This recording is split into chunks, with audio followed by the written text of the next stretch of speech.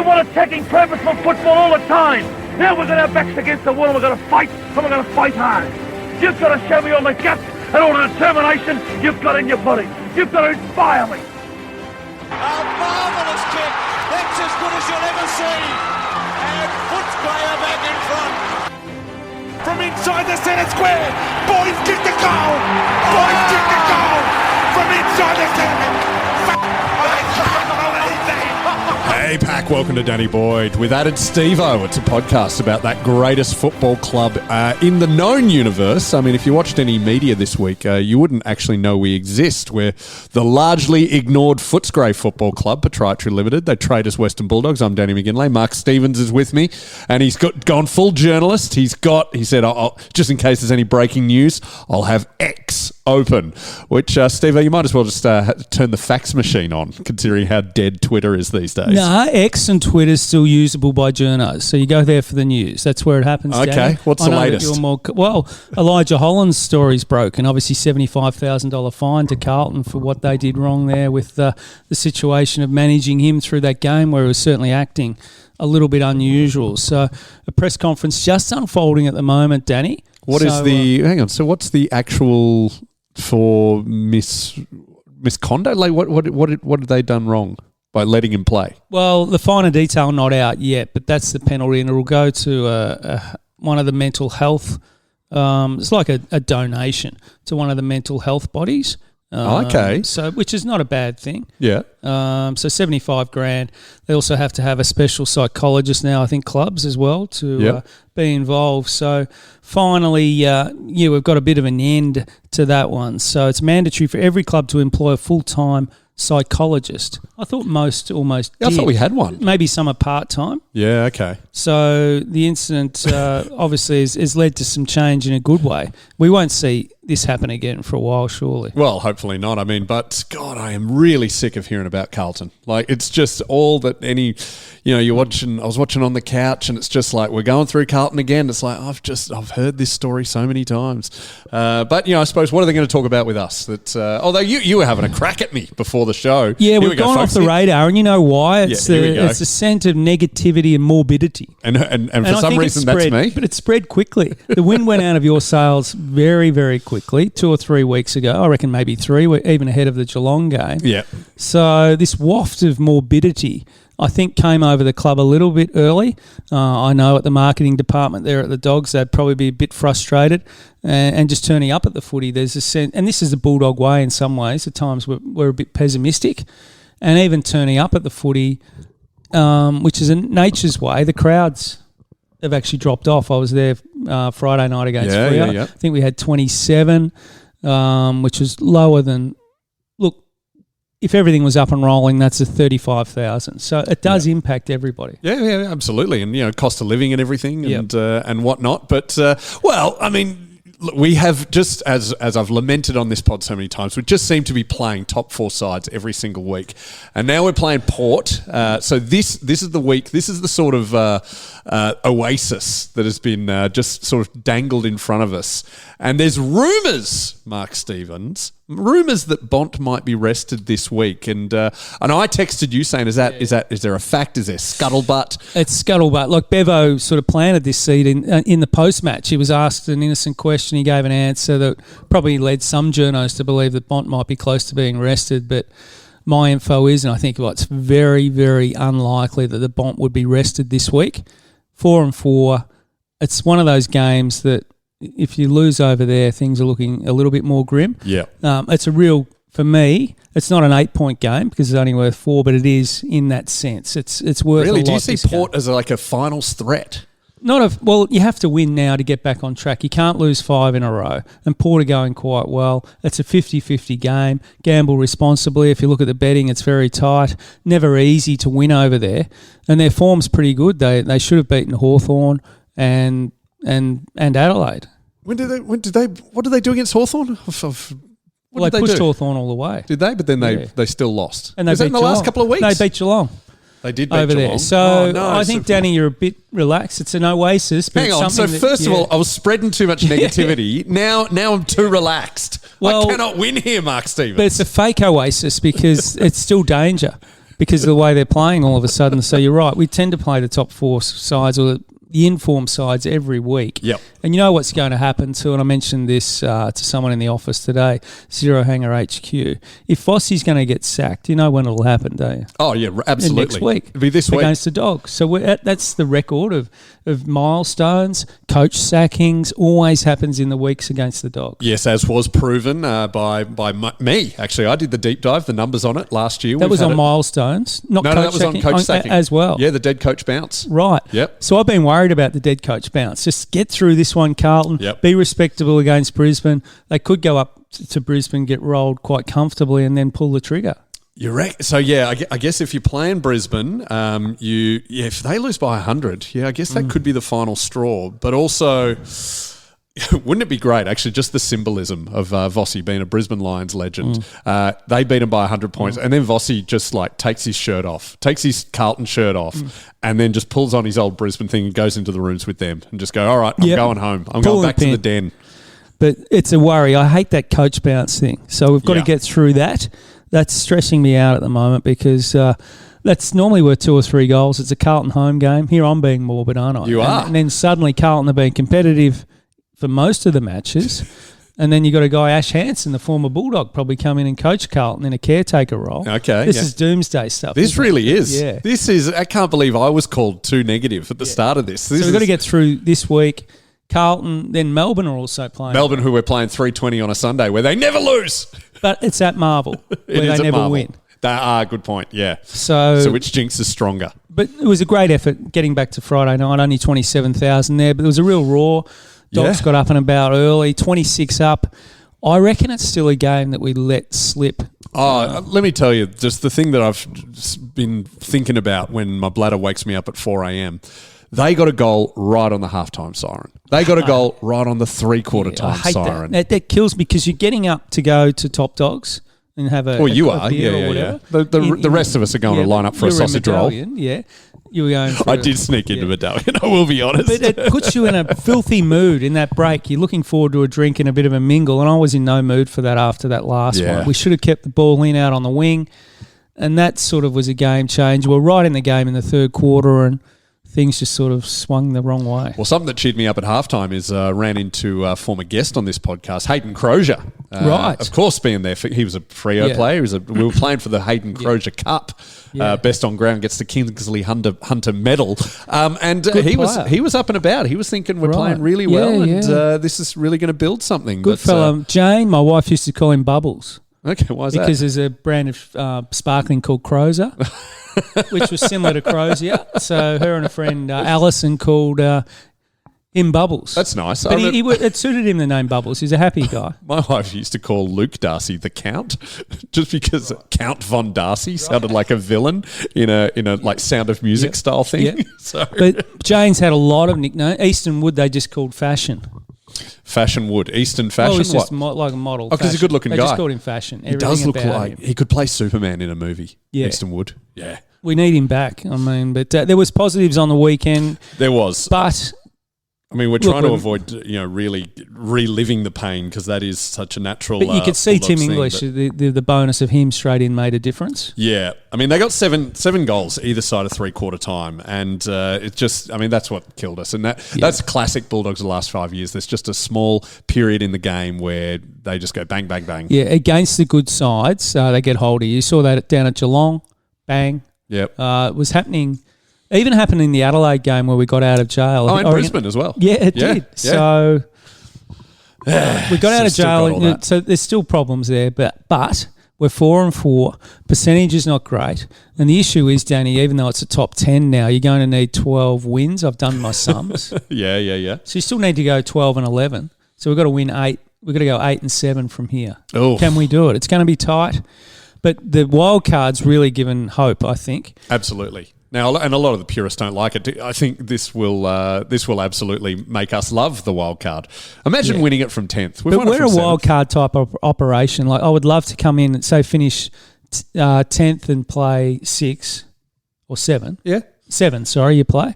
It's a free hit. Come on, let's and the go thing and is, do it. under the Luke Beveridge regime, anytime we win one final, we make a grand final. Yeah. There's never lost a semi, never lost a prelim. So just get us there, Bevo, and we'll win. Yeah, and I thought in 15 the Adelaide final. Oh, the elimination final. Elimination. I'm a strong with the- believer in this. We should have won that. Absolutely, we should have won that. Isn't the theory that the Talia brothers leaked the game plan? I love this conspiracy theory. And that game probably could have been at Marvel. But we went to the G. So it would have been about the right size. Adelaide played well. We played well. We were a ripping side then. And I've got a theory that if we'd got over the line in that game, we may have won the 2015 flag. Also, we would have played Hawthorn the next week. Yep. And at the time, I would have been like, oh, I don't want to play Hawthorn there. I mean, they're an unstoppable side. But we proved 12 months later we can win, we can beat them in a semi-final. And then we would have played Freo over there in a prelim. We all know Freo's, they choke in prelims. Well, Freo's Freo. Yeah, Freo's Freo. And they half choked against us on Friday night. That's why I was frustrated that we couldn't put Freo away. Yeah. And I thought Freo particularly early, had a real strut. They're pretty happy with themselves, Freo, at the moment. You could just tell they were, I don't know, and they've got no right to be. And we would have beaten West Coast in the everything. grand final. We could have gone back to back, Steve. So I've always thought that 15 was an opportunity. Yeah, I mean, I think the same thing about 97. I think in 98. 97 was, it was all there for the taking. So, well, it just proves that we've been through a lot of pain as Bulldogs fans. Now, we put it out to the listeners last week. If we were going to have, the Bulldogs were going to have a You'll Never Walk Alone style walkout song. And I'm going to say Chris, actually, he's a listener, came up to me in the social club where I was doing a gig. He had a couple of suggestions, which I didn't mind. First one, I think this is very obvious, and it's easy to sing along. It's a bouncy song, Chumbawamba's Tubthumping. I get knocked down, but I get up again. I think You're never we've moved keep me on. down. It's very 1990s. Yeah, it's been done. You're not going to like his next. His next one is Credence, Fortunate Son. Yeah. Some folks are born to made to wave a flag. Oh, the red, white, and blue. Yeah. Yeah, I mean, I like that. But you know what ruins it for me? Do you know who used that song as a campaign song? Donald J. Trump. Right, okay. So for you, definitely. Yeah. Living in Northcote, not too many Trumpians there. No, only I've met one. And he's since moved out. He went full anti-vaxxer, and I believe he's a sovereign citizen now. Anyway, enough about my old neighbour. But did you have any thoughts on this? Anyone get in touch with you? Yeah, I think it's got to be a slow builder. So I've got one. A slow building song with a big chorus. So I would go Love Bites by Def Leppard. Okay. You need something that's song and people warm up and sing to with passion as the song builds. Okay, all right. So that's in 1988. I'm not sure how long of a song we can play before we get copyright, but here's a grab if I can. If there was silence there, I couldn't get clearance for that. You need a song like that you can sing along to. I don't know whether that Chumbawamba. I mean, that's just hasn't aged well. I mean, get knocked down. Yeah, like it's very 1998. Yeah, it's. I don't know. I like the message of it, but and I guess you can relate to it. Because he drinks a whiskey drink, he drinks a lager drink, he drinks it. As a proper journalist, that's right. And he's more alcohol than man. What Enjoy about responsibly. Who Let the Dogs Out? I mean, we used to run that. We used to play that. We did. Remember that? Who Let the Dogs Out? And a bit of another suggestion was the Dogs Are Talking by the Angels. Yeah. But yeah, I mean, a lot of them were dogs. We'll keep taking more suggestions. By the way, I think we need to do something to spark things up a little bit. When we still had the guy running around the fence again at 3/4 time, and he did well this week. He did, but when you're really pissed off with the game and the way it's going, the last thing I want to see is some guy running like. Seriously, how can people get cheered up by that? Oh, yeah, I know. But it did make me want to buy a lot of crypto. What a great investment that is. Hey, but full credit to our friend of the show, Jazz Smith, who is our matchday MC these days. So she's AFLW superstar, darling of Instagram, and was the last ever, the last AFLW guest we had on this pod last season. She's a delightful human being, and she actually almost cheered me up at 3/4 time, being a very pivotal thing there. Yeah. Well, it's hard. You see people get cheered up by little things, kiss cam and whatever, but yeah, I don't like all those. No, if you're down by 10 goals, I mean, and you still people's giggling. I mean, people have. Yeah, footy's more important than that. So. Yeah, so Who Let the Dogs Out? We could maybe bring back. We need something, I think. I would love just I love the voiceover guy. Epic movie scores, just like the theme from Gladiator. Yeah. Just play that when we're losing, and then because that kind of fires you up. That now we are free. Yeah. That would just sort of, or Braveheart, or even 300 to really just get you going. There's a lot of epic movie scores that I think we could do out there. Do you know one of my favourite things to listen to, Stevo? When I'm going for a run, I'll chuck on the YouTube music mix epic remixes where people have remixed songs so they sound like epic trailers. I wonder if there's a talented musician out there could do Sons of the West as an epic movie score. Let's look into it. If you can do that, if any of you lot can do that, even just give it a crack. We can do it. Oh, and a lot of people also suggested the theme song to this podcast, The Dogs of Footscray Streets, which plays at the end of this. But it is a bit depressing. It's also written by my brother, but he needs the coin. Right. Okay. But the voiceover guy at the Dogs is good who announces the names. Number 4, Marcus. I don't know. I can't do it the way he does it. Bontempelli. Yeah, he's good. It's very basketball. Does he do it live, or is he? I'm not sure. Or is that pre-recorded? And is he a gun for hire, or is he a bulldog? Yeah, that's I've right. got a feeling he's a bit like Pete Laser. Pete, who just hosts everything. Oh, okay, yeah. How James Sherry used to host everything at Marvel these type Stadium. of guys, they're warm-up guys like you. James Sherry, he might have been, but... James Sherry, I reckon, is one of the great survivors in media. The fact that he's still doing the same thing for Cricket Australia. What's he doing He's doing it for 15 years, just generic Vox Pops. Oh, okay. Lighthearted interviews. So when you go to the game, he's floats there up around, on the he comes up on the screen. Yeah, James That could Sherry. be us, Stevo. Yeah, and Pete Laser's another guy. He's a Toorak sort of socialite, good operator. But there's plenty of... And I saw Kev Hillier at Top Dogs too. He was asking where you were. Obviously, there's a tension between you both. That There's some younger viewers who have no idea who you're talking about. Kev Hillier was a radio superstar of the 1980s and 90s and has always worked for the Dogs, doing match day, emceeing and hosting little events, and is a truly wonderful human being. And we share the emceeing duties, but you're creating a feud between us. Yeah, he wondered where you were. I said he's not happy. He's down, he's down at the social club with his kids. He's not happy. So anyway, we moved on from that. But we saw Cody Waitman in Top Dogs again. Can you believe that? Cody... he must be getting sick of being interviewed, the club interviews, those hard-hitting ones. So he did say again 2 to 4 weeks, which is good. I had a bit of a chat to Cody. He's excited. So it's great to see him back. But he's got a bit of an asterisk on himself. I think he's not trying to get too much expectation, which really underlines how difficult he did mention in the social club that even though he's training very well, he can tell that he's missed a year. So his engine's not where it was, but that'll come in time. That'll work. I also spoke, James O'Donnell was down at the social club. Oh, he was in Top Dogs too. There we go. Yeah, of course they were doubling up. So he's back for the Carlton game, I heard. Okay, excellent. Yeah. So you didn't ask that? You were... I was too busy asking him about his cricket career. Yeah.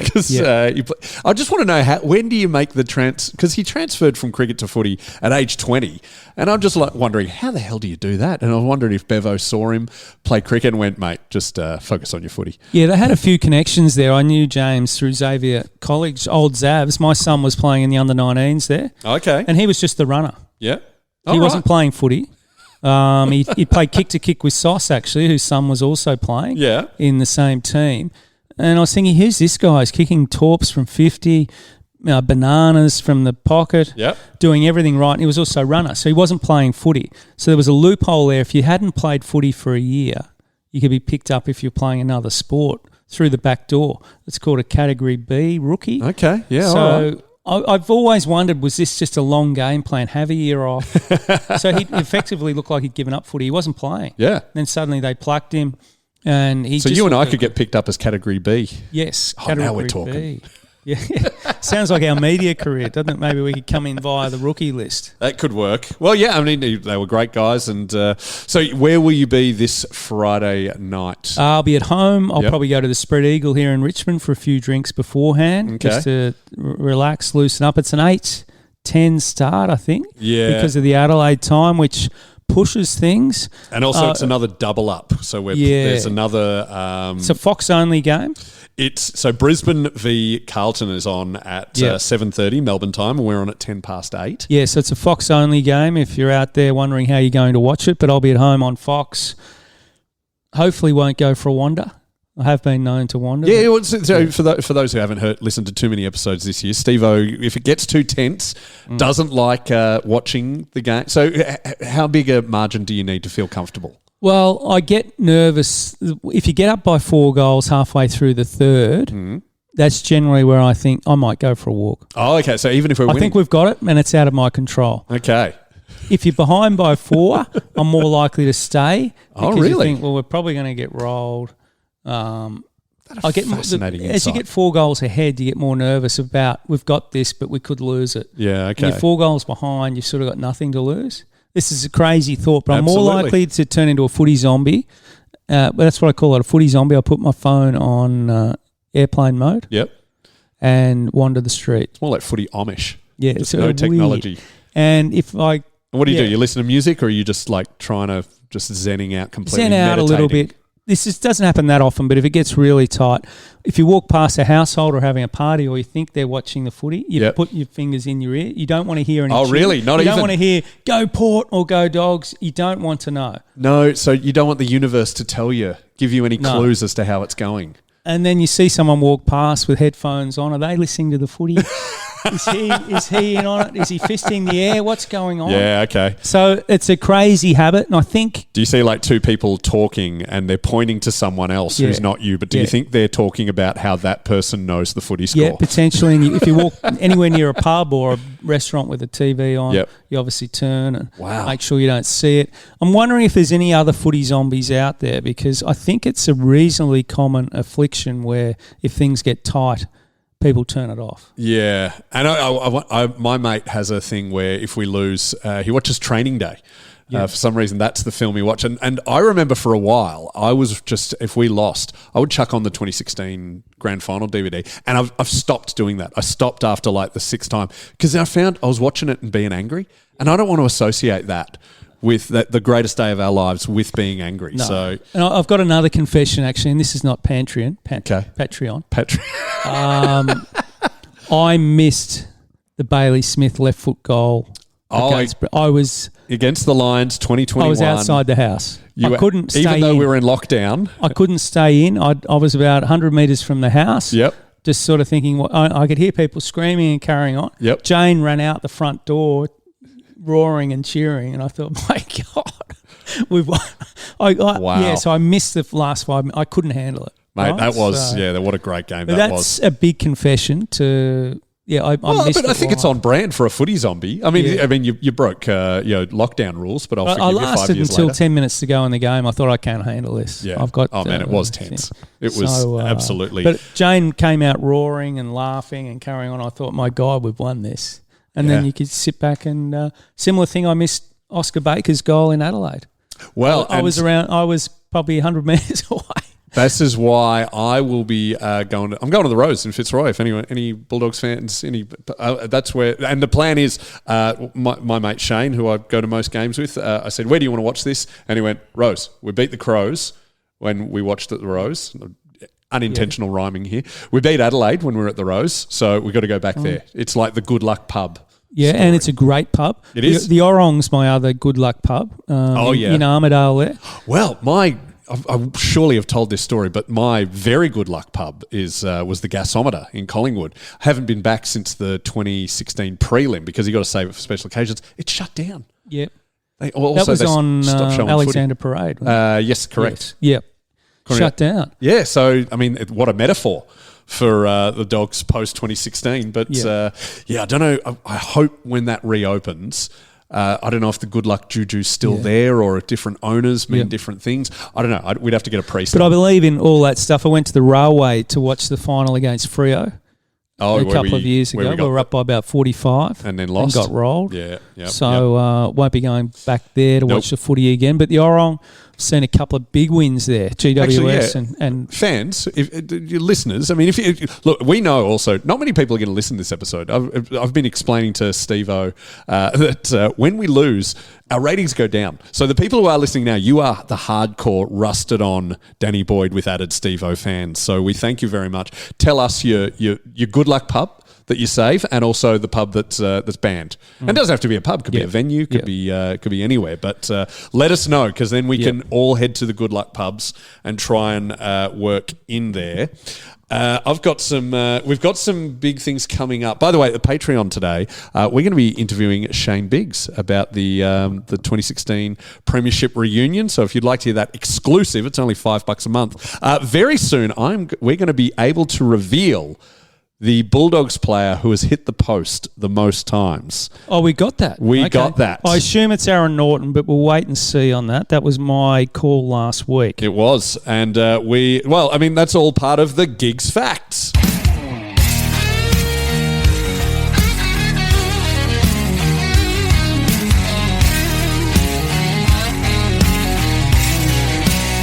It's time for Gigz Facts. Bulldogs knowledge he extracts. Yeah, here come the Gigz Facts. The data's been checked and it tracks. Gigz Facts. Danny asks the questions and Boyd he reacts. So sit on back and relax.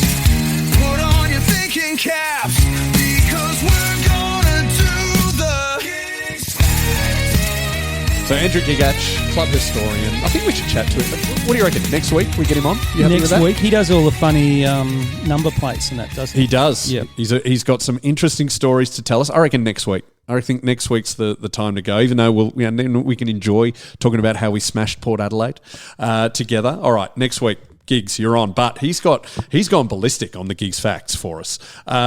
So Friday night was another game where both sides got over 100 points. And Gigz was wondering if the Dogs played more such games than any other team in the Bevo era.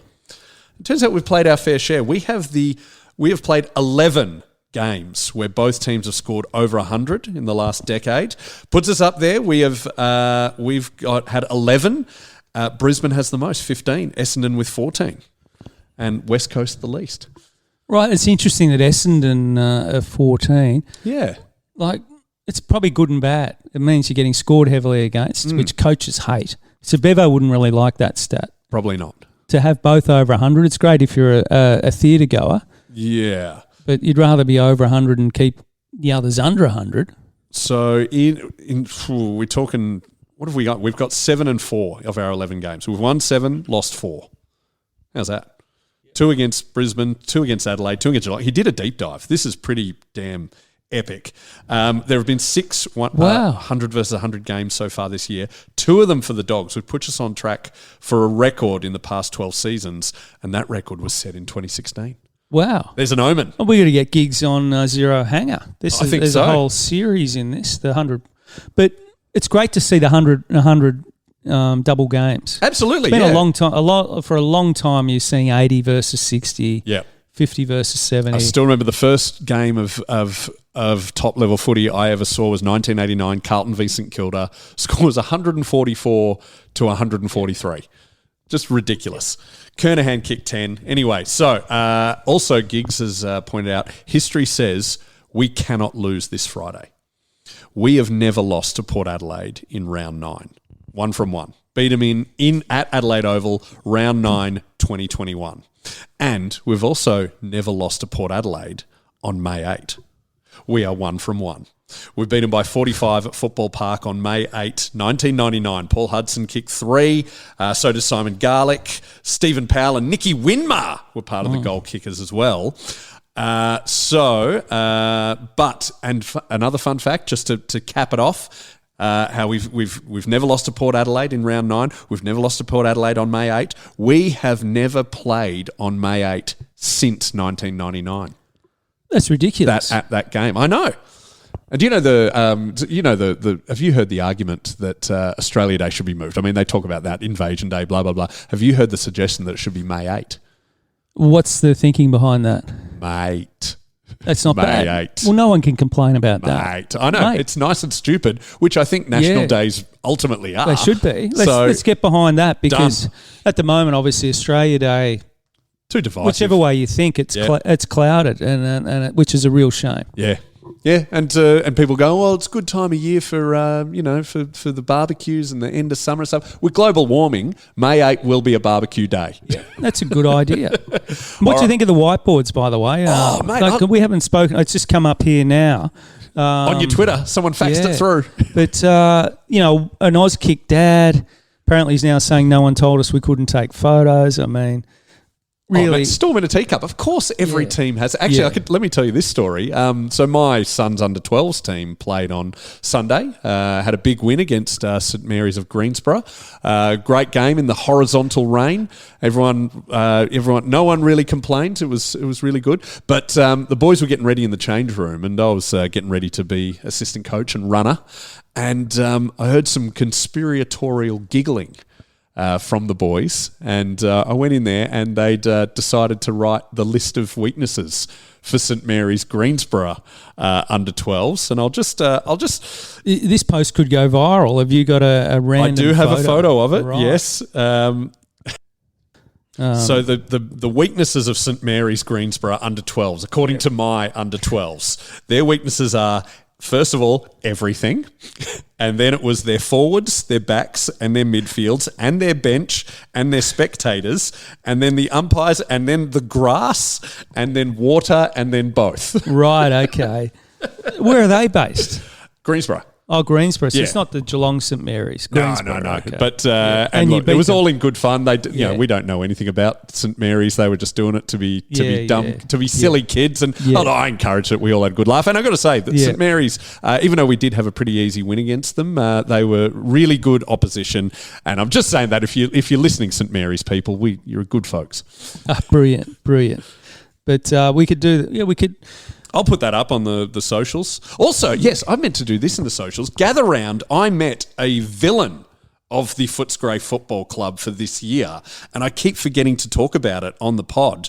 But when I was over in Gather Round at the after party, after we did, what's it called? Front Bar, the TV show I work for heaven's sake, I was chatting to a bunch of lads, and one particular guy found out I was a Bulldogs supporter, and he decided to let me know that. So he was the guy who was the player who held the ball? Remember, the ball went out of bounds, and it was Keys. It was Keys. Ben Keys, who really should have been fined for that. To be honest, absolutely. Well, this man, he told Ben Keys to do that. Really? And you look at the footage. There is a middle-aged bald man. That is him, and that's him. And I told him I was going to put this up on social media. This is the guy who told. So there we go. That's what's coming up on our socials. And if he does tag himself, feel free to give him grief because he was actually a good bloke. He was a lot of laughs. But fair call. I think he was lucky to get off that one. Yeah, but, if we'd lost, it'd be a very different kettle of fish. Yeah, it was real rascal stuff. Remember they did the rascals, but. We got some special guests coming up for the special members for Patreon. Yeah, so if you'd like to hear Bigsy's exclusive stuff, that is coming up in behind only $5 a month. Really helps Stevo, Boydie, and I keep creating great content for you. And we've got a very big guest on the line, as in coming up. He is so we'll get club historian Andrew Gigach next week. We've got Bigsy coming up for the Patreons. We have got a very, very big guest coming up that we'll announce to the Patreons. The rest of you will just have to find out. So it's Patreon only again? No, but this will be someone who'll do a free-to-air episode as well. Right. But they'll find out who the it whole is. package. Yeah. That's how it'll work. All right, well, good luck. Is there any other breaking news, Stevo? Not really. On just Twitter? that this guy, right, the guy who went into the Brisbane rooms. He said, yeah. Like, I think he's stretching it a bit. He said the coordinator there said, just don't go into the dunnies. Okay. So he didn't go into the dunnies, but he still took photos. So I think you'd assume that he probably shouldn't have done that and shared it. But Brisbane probably got to get better at covering up their whiteboard because some of it was interesting. Obviously, what do you reckon they would put about our podcast on there? What is it? What is it? What would you? I'd put Stevo's weaknesses as alcohol. Goes for a walk when the game's very close. Yours would be morbidity. Morbidity and overconfidence. Yeah. But it's a great term, morbidity. It is good, yeah. But I've often thought if you're obese, why is it even worse when you're morbidly obese? Does that mean you're going to die from it? I'm not sure. Yeah, I'm not. We're not doctors. It should be just called mega obese. Why morbidly? Like, I feel sorry Yeah. for. It's a terrible term. Oh, absolutely, yeah. Well, yeah, because they're supposed to be jolly. Yeah, that's right. All right, fans. Well, we hope you have a great win against Port Adelaide. Enjoy it wherever you watch, and we'll see you next week when we are both up and about after we thump those pesky Go the Dogs, people. and I won't even go for a walk because we'll be 8 goals up halfway through the last. Here we go. Gave my childhood to that roar of the red, white and blue sea, and the knowledge that you had two loves, the Bulldog boys and me. 20 years on, I feel that longing hanging in September air. But the reason I go every week is to pretend you're still there. And they will find the glory one day, and I will throw it at your feet. It's a long, long road they're running for you, the dogs of Footscray streets.